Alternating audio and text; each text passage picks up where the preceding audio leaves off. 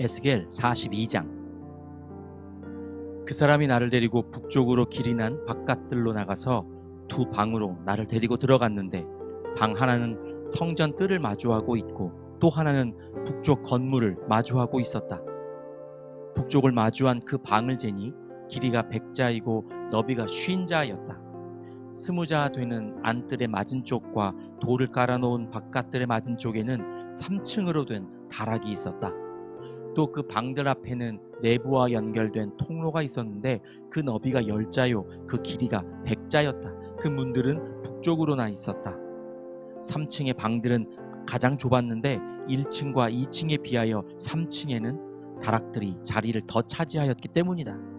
이 방들은 3층이어서 바깥 마당의 현관에 있는 기둥과 같은 기둥이 없었으므로 3층과 1층은 2층에 비하여 더 좁게 물려서 지었다. 이 방들 가운데 한 방의 바깥 담, 곧 바깥 뜰 쪽으로 이 방들과 나란히 길이 50자가 되는 바깥 담이 있었다. 바깥 뜰을 마주하고 있는 방들의 길이는 50자였고 성전을 마주하고 있는 방들의 길이는 100자였다. 이 방들 아래층에는 동쪽에서 들어오는 문이 있었는데, 바깥 뜰에서 그리로 들어오게 되어 있었다.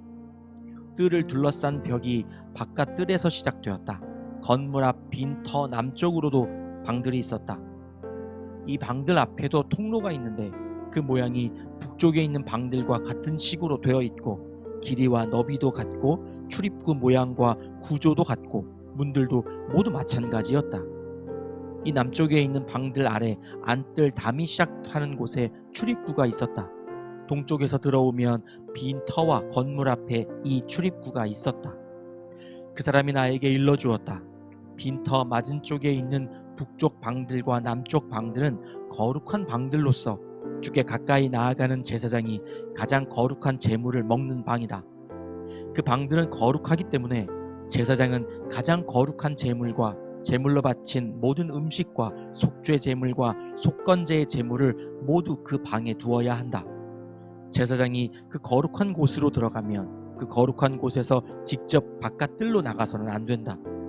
그들이 주님을 섬길 때에 입은 옷이 거룩하기 때문에 그곳에서 자기들의 예복을 벗어놓고 다른 옷을 입은 다음에 백성이 모여있는 바깥 뜰로 나가야 한다. 그 사람이 성전의 내부 측량을 마친 다음에 나를 데리고 바깥 동쪽 문으로 나와서 사면의 담을 측량하였다. 그가 장대로 동쪽 담을 재니 그 장대로 재어서 500자였다. 북쪽 담을 재니 그 장대로 500자였다. 남쪽 담을 재니 그 장대로 500자였다. 그가 서쪽으로 와서 서쪽 담을 재니 그 장대로 500자였다.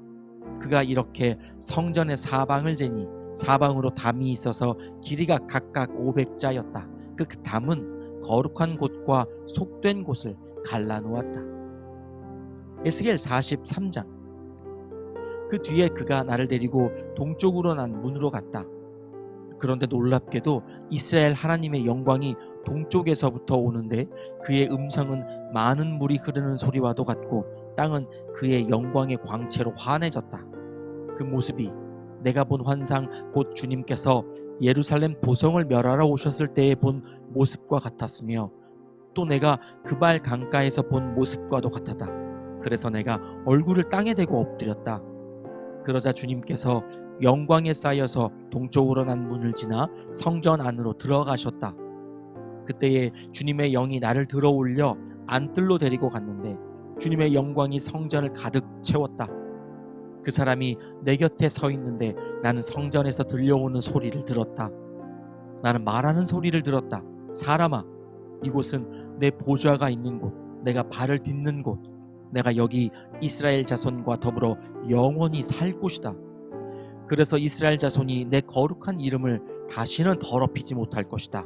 백성이나 왕들이 음란을 피우거나 죽은 왕들의 시체를 근처에 묻어서 내 거룩한 이름을 더럽히는 일이 다시는 없을 것이다.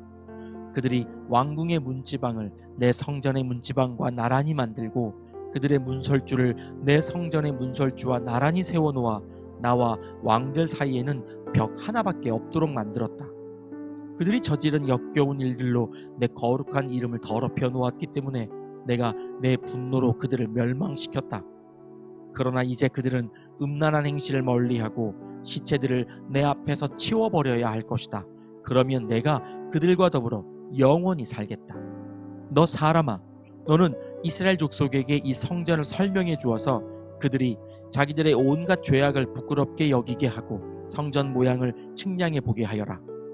그들이 저지른 모든 일을 스스로 부끄러워하거든 너는 이 성전의 설계를 그들에게 가르쳐 주어라.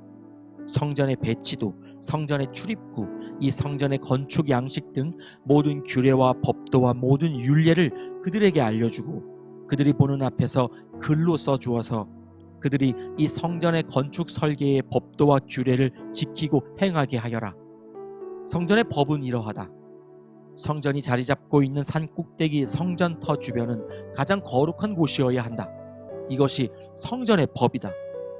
자로 잰 제단의 크기는 다음과 같다. 한 자는 팔꿈치에서부터 손가락 끝에다 손가락 너비만큼 더한 것이다. 제단 밑받침의 높이는 한 자이고 그 사방 가장자리의 너비도 한 자이다. 그 가에는 빙 돌아가며 높이가 한 뼘 되는 턱이 있는데 이것이 제단의 밑받침이다. 이 땅바닥에 있는 밑받침의 표면에서 아래층의 높이는 두 자요 너비는 한 자이다. 이 아래층의 표면에서 2층의 높이는 넉 자요 너비는 한 자이다. 그 제단 화덕의 높이는 넉 자요 화덕의 네 모서리에는 뿔이 4개 솟아있다. 그 제단 화덕은 길이가 12자요 너비도 12자여서 사면으로 네모가 반듯하다. 그 화덕의 받침인 아래층의 길이와 너비는 10넉자로서 사면으로 네모가 반듯하다. 그 받침을 빙 두른 턱의 너비는 반자이고 그 가장자리의 너비는 한 자이다. 제단의 계단들은 동쪽으로 나 있다. 그가 나에게 또 말씀하셨다. 사람아, 나 주 하나님이 말한다. 번제물을 바치고 피를 뿌릴 제단을 만들 때에 지킬 번제단의 규례는 이러하다. 나 주 하나님의 말이다. 너는 사독의 자손 가운데서 나를 섬기려고 나에게 가까이 나오는 레위 지파의 제사장들에게 어린 숫송아지 한 마리를 주어서 속죄 제물로 삼게 하여라. 그리고 너는 그 피를 가져다가 제단의 네 뿔과 아래층의 네 귀퉁이와 사방의 가장자리에 발라서 속죄하여 제단을 정결하게 하고 또 속죄 제물로 바친 숫송아지를 가지고 가서 성소 바깥 성전에 지정된 곳에서 그것을 태워라. 이튿날에는 내가 흠없는 순염소 한 마리를 속죄 제물로 바쳐서 숫송아지의 제물로 제단을 정결하게 한 것처럼 그 제단을 정결하게 하여라. 내가 정결하게 하기를 마친 다음에는 흠없는 숫송아지 한 마리와 양떼 가운데서 흠없는 순양 한 마리를 바쳐라. 내가 그것들을 주 앞에 바칠 때에는 제사장들이 그 짐승들 위에 소금을 뿌려서 나 주에게 번제물로 바치게 하여라. 너는 이레 동안 매일 염소 한 마리를 속죄 제물로 마련하여 놓고 어린 숫송아지 한 마리와 양떼 가운데서 순양 한 마리를 흠없는 것으로 마련하여 놓고 이레 동안 제단의 부정을 벗기는 속죄제를 드려서 제단을 정결하게 하며 봉헌하도록 하여라. 이 모든 날이 다 찬 뒤에는 여드렛 날 이후부터는 제사장들이 그 제단 위에 너희의 번제와 감사제를 드리게 하여라.